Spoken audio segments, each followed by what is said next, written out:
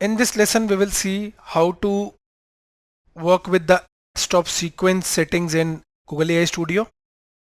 With that, we will also see an example. Here is our Google AI Studio. I clicked on the create prompt. Okay.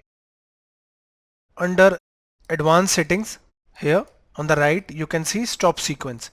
So let's say I want to set a specific word or a character so that the model stops generating text when it encounters this sequence. Okay, so a specific sequence of tokens that when encountered signals the model to stop generating further output is what we call stop sequence. So here I'll set 5, let's say, for our example, and now I'll type a prompt. Give me the top 7 places to visit in Australia.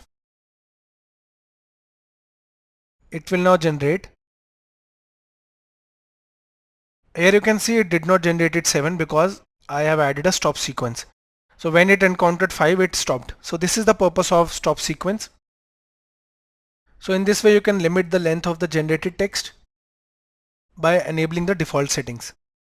So guys, we saw what is a stop sequence in Google AI Studio. Thank you for watching the video.